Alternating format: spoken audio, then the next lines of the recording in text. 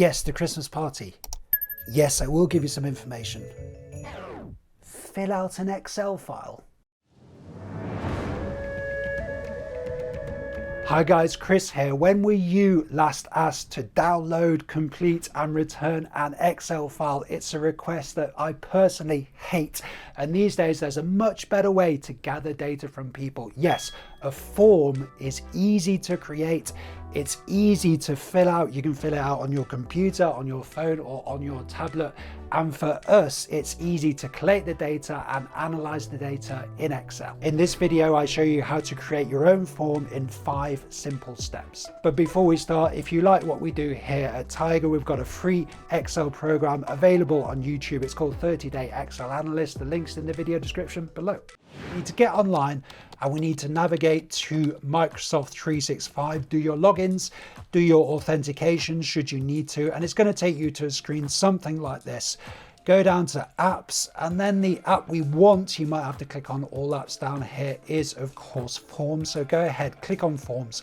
It will take you to a screen that looks something like this. So any previous forms you've created, you might be able to see here, and we're going to go new form to create a new form. So we can see our forms here. We're going to get to the questions in a second. So many good question options in form, but we're going to give the form a name first.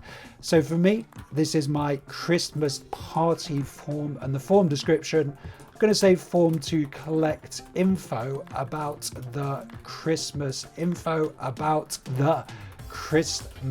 party. And next we're ready to add questions, but this is how we create a form. Before we move on to the next step, just take a second to click on style. And one thing I love about forms is you can quickly customize them, make them look good. So our form is about a Christmas party. I'm going to go ahead and choose this party theme. Some people having a great time. Maybe they've just made a great Microsoft form themselves, and you can see already we've got a good looking bespoke form ready for some questions. So we've got a form now. Let's go ahead and add some questions. So if we click on the plus here, we're going to see our different question types. A nice simple choice question to begin with. I'm going to click on choice here. So what department do you work in?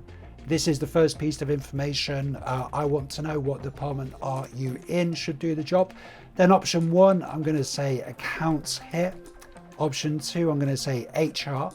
Then we can see how easy it is to add an option here. So I'm going to say production as our third option. And then you've got an option to add another option here. So a catch-all option at the bottom. And this is how easy it is to create that checkbox field question in Microsoft Forms. And you can allow multiple answers here.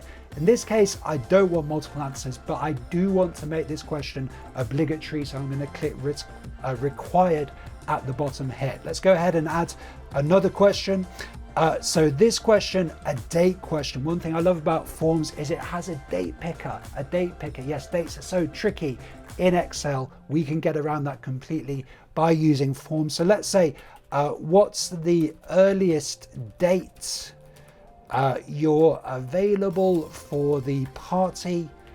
And that's it. And I want this question to be required to, and that's going to appear with the date picker. And in a second, we're going to preview this form and see what it looks like. Let's add a third question here. So I'm going to go for ranking. There's lots of different question types.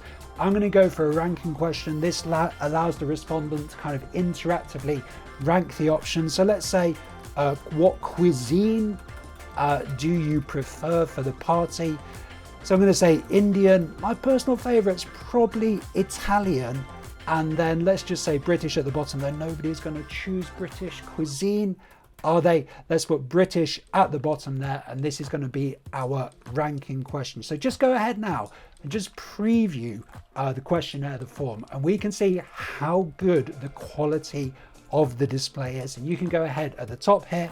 You can click on computer, you can click on mobile too, and this is how the form should display on tablet or on your phone. This is a huge benefit of forms on tablet or phone. It's going to work equally well as on PC. What else do we need to be aware of here? Well, just click in a question. You've got options to reorder the questions here. So I've moved the first question down. You can now see it's question 2. I'm going to take it back to question 1. Then down at the bottom here, we've got branching options. So we're not going to demonstrate this today, but should you want to take the questionnaire, the form in different directions according to the answers given, you've got your branching options there. Okay, so we've created a form, we've previewed it, now we're ready to send it out. So how do we do that with Microsoft Forms? Back into our form, we want to go to collect responses. Just going to click on collect responses here, and this is all the information we need to distribute this form. Now on the left, I can decide who can respond to this form. I usually set this to anyone can respond because I'm sending forms to people in different organizations, but you can say only people in your organization, or you can say only specific people can respond to it. You've got options here to embed the form. You've got a nice option here to get your QR code for the form. You can use those. Typically, however, I'm just going to shorten the URL here and copy it. I'm not going to email it through this interface. I just want the URL to hand. That means I can drop it into an email. Yes, I can also drop it into a text message, into WhatsApp, whatever it might be, with that short URL. This is how easy it is to distribute a Microsoft form. Okay, so we've sent out our form. Now we want to view the responses. So how to do that? Well, the easiest way is this option we get here. You can see I've done 4 responses just off camera there. Now, the easiest way to get some analysis is what's included in Forms. Yes, this analysis is included in Forms, and this is available immediately online. We've got a nice bar chart, some text responses, and a nice pie chart here. So that might suffice, but more likely you want to view the data in Excel. You want to do your own analysis. So how to view that respondent data in Excel? Well, to do that, we're going to click here, and we're going to click straight on Open Results in Excel. And I can see a new tab opening. So what's Forms doing? Forms is opening an Excel file on OneDrive to house that data. How cool is that? We've got our 4 responses here. We've got a response ID, so each response is automatically allocated a number. We've got the start time, the completion time, and then we've got the answers to the questions. So you can see what department is people in, the earliest date that people can make, and then that cuisine ranking question. So how cool is that? All the responses available to analyze in Excel. But I just want to test this now. If I do a response, how quickly will it show in the Excel data? Well, let's try it. So back to our questionnaire. I'm going to go back to the questions and preview. I'm going to do another response, and this just gives you a sense of how easy it is to use Forms to do some data input. I'm going to use my date picker here. Pick a date in November. Then I'm going to do some reordering of the cuisines here. I'm going to go for Italian, going to go for submit. So that response is submitted. I'm going to go back to the data, and you can see how quickly that data came in. So we know our data is in an online Excel file, and we've proved our data is updating. So let's go ahead and do a quick analysis. So I'm into the online Excel file here. I'm going to create another sheet. It's a good idea to do the analysis on a different sheet. Just have that single sheet just for data there. And I'm going to go ahead and I want to count the answers to one of the questions here. So particularly this departments question, which is in this column here. I'm going to use the unique formula to give me those options. Then I'm going to take those options and copy them here. And I just want the values. So I'm going to say values only. And then I'm going to use the COUNTIF formula here, which in my view is the best formula available for basic data analysis in Excel. So the range is this column here. Now bear in mind, because we're using the column references here, these references are fully dynamic. So this analysis is going to work as more data is added to the data set. Then go back to sheet 2 here. And then I want to click on this value here and Control D, and I can see just managed to create a very simple analysis there.